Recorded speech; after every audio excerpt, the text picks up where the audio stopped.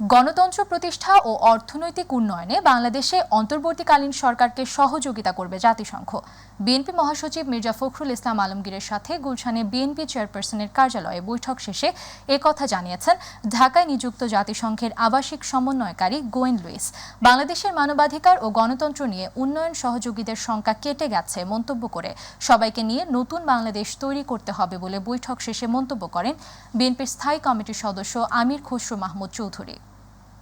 So I came here this morning to meet with my colleagues from the BNP.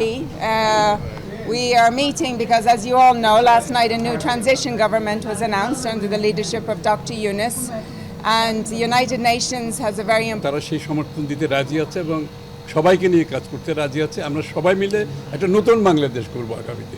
এটাই আপনারা বলছেন সেই বিষয়ে ওনারা কি বলেছেন